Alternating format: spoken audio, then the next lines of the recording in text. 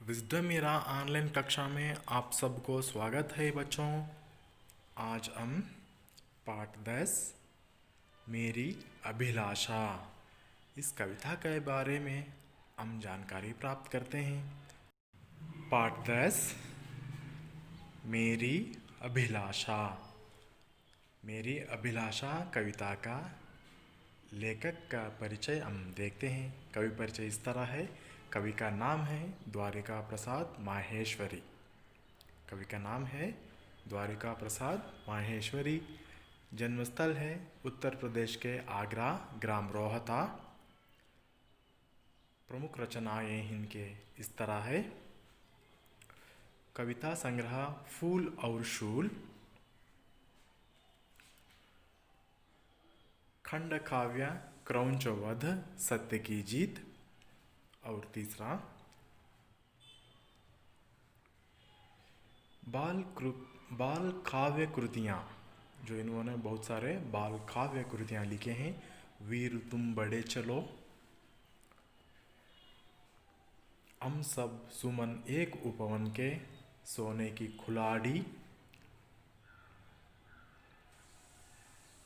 और खातो और गावो सूरज सा चमकूं मैं, बाल गीत यान। बाल गीतायन पुरस्कार भी ने पा चुके हैं। कौन से पुरस्कार हम देखते हैं अब। अपने जीवन काल में उत्तर प्रदेश हिंदी साहित्य संस्थान द्वारा बाल साहित्य पुरस्कार और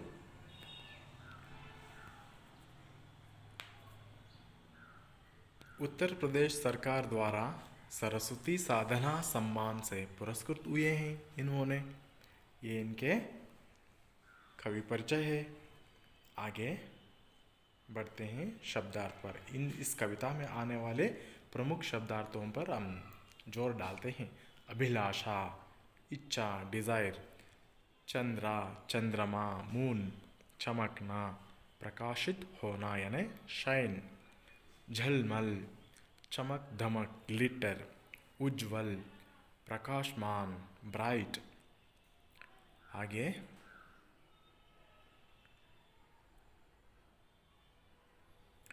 दमकना, चमकना, ग्लिस्टन, महकना, खुशबूदार होना। स्मेल, विहग, पक्षी, बर्ड। चहक, कलरवा, कलरव, चिर्प। नभ, आकाश, स्काई। कुहकना, पक्षी का बोलना, टू ग्रीन। दृढ़, मजबूत, स्टडी फास्ट, श्योरली। ये सारे इस पाठ में आने वाले शब्दार्थ हैं छात्रों। हम अब कविता के ओर बढ़ते हैं। द्वारिका प्रसाद माहेश्वरी जी ने इस कविता के द्वारा यहाँ परोपकार के लिए, दूसरों के भलाई के लिए काम करने, भलाई के कार्यों में लगाने की प्रेरणा देते हैं। जो फूल कवि कहते हैं कि हमें फूलों से सीख लेनी चाहिए किस प्रकार फूल का सारा जीवन दूसरों के लिए समर्पित होता है। उसी प्रकार हमें भी अपने जीवन को परोपकार के लिए, भलाई के लिए हमें कभी भी हमारे जीवन को समर्पित करना चाहिए। सूरज जैसा हमें भी सारे जगत को क्या करना है, प्रकाश देना चाहिए।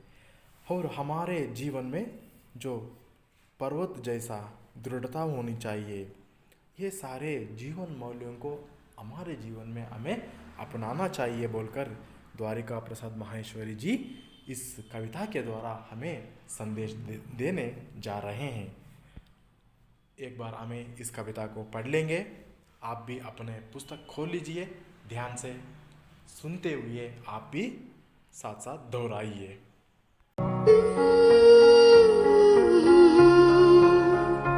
सूरज सा धमको मैं, चंदा सा चमको मैं, जलमल जलमल उज्ज्वल, तारों सा धमको मैं, मेरी आशा है, मेरी अभिलाषा है।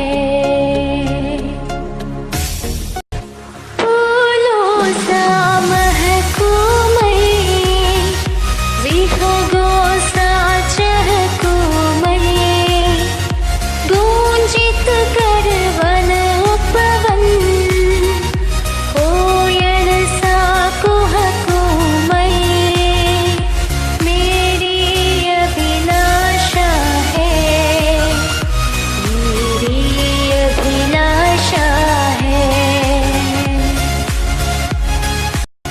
नभ से निर्मल तालु, शशि से शीतल तालु, धरती से सहिष्णुता, पर्वत से दृढ़ता लो, मेरी अभिलाषा है, मेरी अभिलाषा है, मेरी अभिलाषा है, मेरी अभिलाषा है। कविता पाठ के विवरण पर चलते हैं।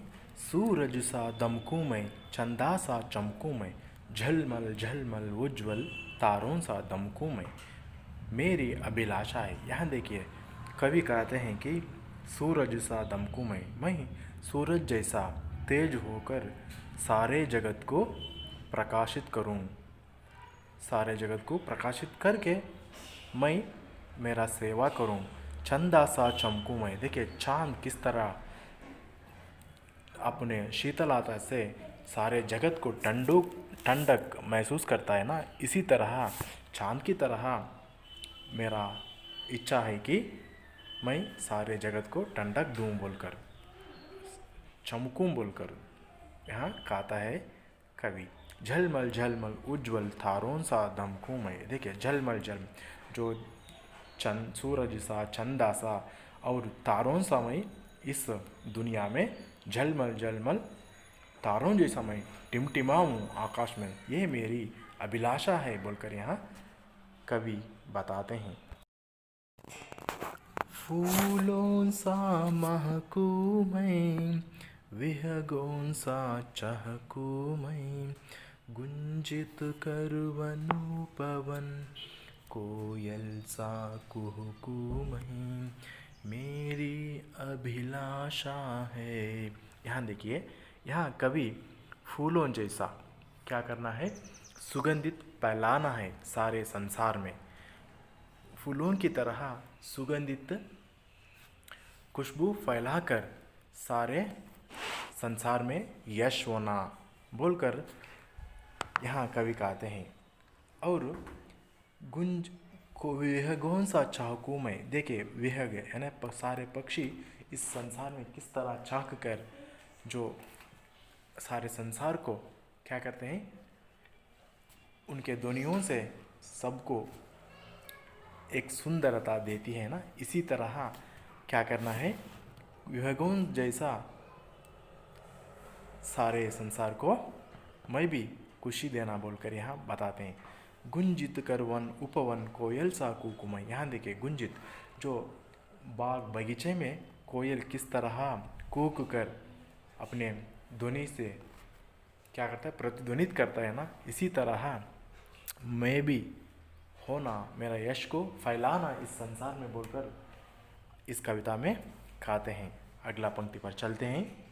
नभ से निर्मल नभ से तालु, निर्मलता शशि से लो, शीतल शशि तालु। से शीतल नभ मतलब तालु, आसमान, देखिए, नभ और निर्मलता आसमान, मतलब आकाश, स्वच्छता, आकाश शशि की मतलब तरह चंद्रमा, मैं निर्मलता और से शीतलता मतलब ठंडक। रहूं। कवि शशि कहते से हैं कि मैं शीतलता लो, आसमान शशि से मतलब यहाँ स्वच्छता चंद्र यानी लूं मून, और शीतलता मतलब चंद्रमा से ठंडक यानी ठंडक लूं, कूल, धरती जो से शशि सहन किस शक्ति, तरह पर्वत ठंडक से दृढ़ता लूं, और रहते जिस हैं, तरह उसी धरती तरह मैं भी सहनशील होती रहूं। धरती से सहिष्णुता, सहनशील यानी जो धरती किस तरह सहनती है, किस तरह क्वाइटली कामली रहती है, उसी तरह मैं भी रहूं बोलकर बोलते हैं। और पर्वत जैसा मैं दृढ़ता, पक्के रहूं, कभी भी अचल ना हो, मैं भी कभी भी दृढ़ता से काम करूं, इस तरह होना मेरी अभिलाषा है बोलकर कवि द्वारिका प्रसाद माहेश्वरी कहते हैं।